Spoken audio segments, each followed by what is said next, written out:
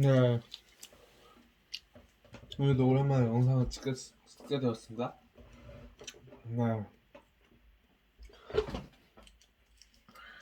제가 받은 요청은 그리스도인이 무엇을 믿는가에 대해 말하는 것이지만 그보다 먼저 그리스도인이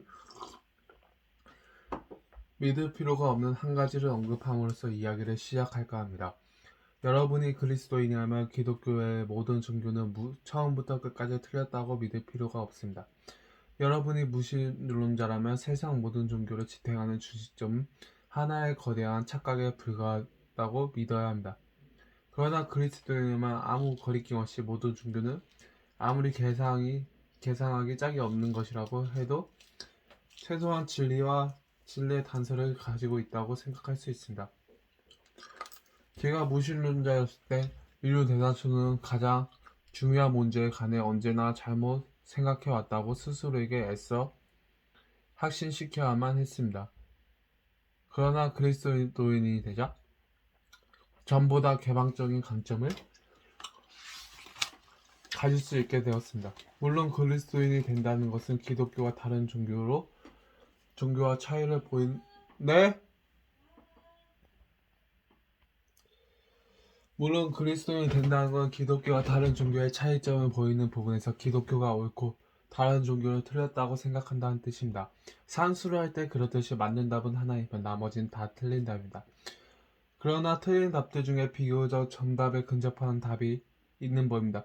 인류는 가장 먼저 하나님의 존재를 믿는 다수와 믿지 않는 소수로 크게 나뉠 수 있습니다. 이 기준에서 볼 때 기독교는 고대 그리스, 로마인, 현대인, 미개인, 스토아파, 플라톤주의자, 힌두교, 회교도들과 더불어 다수파에 속하며 현대 서구 유럽에 속한 유물론자들은 소수파에 속합니다. 이들은 다시 크게 분류해 봅시다. 하나님의 존재를 믿는 사람들은 어떤 종류의 하나님을 믿느냐에 따라 한 번 더 나뉠 수 있습니다. 여기에는 크게 다른 두 입장이 있죠. 그 중에 하나는 하나님을 선악의 구분 너머에 있는 존재로 보는 입장입니다. 우리 인간들은 어떤 것은 선하다고 하고 어떤 것은 악하다고 합니다. 그러나 이 입장에 따르면 그것은 인간적인 관점에 불과합니다. 즉 인간은 현명해질수록 사물을 선과 악으로 구분하지 않게 됩니다. 모든 것은 어떤 점에서 선하고 어떤 점에서는 악하다는 사실과 그 어떤 것도 서로 다를 수 없다는 사실을 더 보게 된다는 것입니다.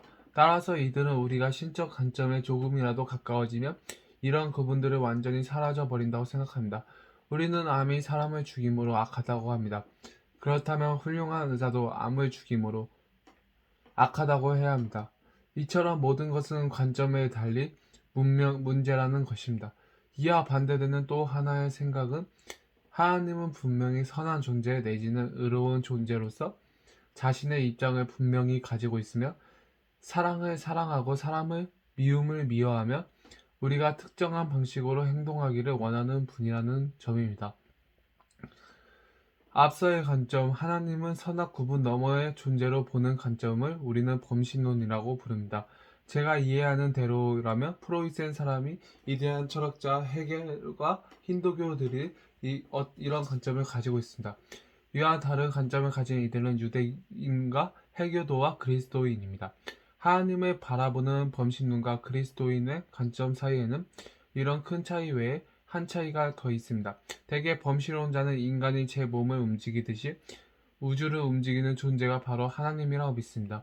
즉 우주 자체를 하나님과 거의 동일시하며 우주가 존재하지 않았다면 하나님도 존재하지 않았을 것이며 우주 안에 있는 것은 무엇이든 하나님의 일부라고 보는 것입니다. 그러나 기독교의 개념은 전혀 다릅니다. 그들은 사람이 그림을 그리고 작곡을 하듯이 하나님이 우주를 창조하고 만들었다고 생각합니다. 화가와 그림은 별개의 존재이기 때문에 그림이 파괴되어도 화가는 죽지 않습니다. 화가가 그림 속에 자신을 쏟아 부었다고 말할 수는 있지만 그것은 그 그림의 아름다운 감흥의 모든 화가 머리에서 나왔다는 뜻이 지나지 않습니다. 화가의 기교는 원래 그의 머리에 있는 것으로 간혹 그 속에 있다고 표현할 수 있어도 그 그림에 있다고 말할 수 없습니다. 범신론과 기독교의 이 차이가 앞서 말한 차이와 얼마나 밀접하게 연결되어 있는지 이해하셨으면 합니다. 여러분이 좋은 것과 나쁜 것은 아주 진지하게 구별하지 않으나 세상에 있는 것은 무엇이든 하나님의 일부라고 말하게 되기 정말 쉽으나 세상의 어떤 것들은 정말 악하고 하나님은 정말 선하다고 생각하신다면 그런 말은 할 수 없죠. 여러분이 하나님이 세상과 구별된 존재이며 세상의 어떤 것들은 그의 뜻을 거스르고 있다는 사실을 믿어야 합니다. 범신론자는 암이나 빈민가를 보면 이렇게 말할 수 있습니다. 신적인 관점에서 보기만 한다면 이런 것들 역시 하나님이란 사실을 깨달았을 텐데 그러면 그리스도인은 어떻게 응수할 것입니까? 저주받은 헛소리 그만해요. 기독교는 전투적인 종교입니다. 기독교는 하나님이 세상을 만드셨다고 믿습니다. 공간과 시간, 열과 주의, 색깔과 맛, 모든 식물과 동물은 마치 인간의 이야기를 만들어내듯이 하나님이 머릿속에서 생각해내신 것입니다. 또한 기독교는 하나님이 만드신 이 세상에서 너무나도 많은 것들이 잘못되어 버렸으며 하나님은 우리에게 그것들을 다시 바로잡을 것을 명하신다고 그것도 아주 큰 소리로 명하신다고 믿습니다. 물론 여기서 아주 중요한 질문 하나가 제기될 수 있습니다. 그것은 선하신 하나님이 만든 세상이 왜 잘못되었는가 라는 질문입니다. 저는 이 질문에 대하여 그리스도인들의 답변에 여러 해 동안 길을 막아왔습니다. 그 당시에는 당신들이 무슨 말을 하든 또 아무리 교묘한 논증을 제시하든 간에 세상은 어떤 지적인 힘이라고 만든 것은 아니라고 보는 편이 훨씬 간단하고 쉽지 않은가. 당신들의 모든 논증은 이 명백한 사실을 피해가려는 복잡한 시도에 불과하지 않은가라는 생각에 사로잡혀 있기 때문입니다. 그런데 이런 생각은 저를 다른 공격에 몰아넣었습니다. 하나님을 반대하는 저의 논거는 세상에 너무나 잔인하고 불의하다는 데 있었습니다. 그렇다면 저는 정인이 불인이 하는 개념을 어떻게 갖게 된 것일까요? 만일 인간에게 직선의 개념이 없다면 구분선이라도 개념이 없을 것입니다. 그렇다면 세상에 불이하다고 판단할 때 저는 이 우주를 무엇에 비교하고 있는 것입니까? 눈에 보이는 것이 하나부터 열까지 악하고 무의미하다면 그 일부인 제가 어떻게 거기에 그토록 격렬하게 반발할 수 있습니까? 사람이 물에 빠졌을 때 추측하다고 느끼는 것은 그가 수중 동물이 아니기 때문이다. 물고기는 추측함을 느끼지 못합니다. 물론 정의에 대한 나의 개념은 순전히 개인적인 거라고 치부하며 그 개념 전체를 포기해 버릴 수도 있습니다. 그러나 그렇게 하면 하나님을 반대하는 저의 논거 역시 무너지고 맙니다.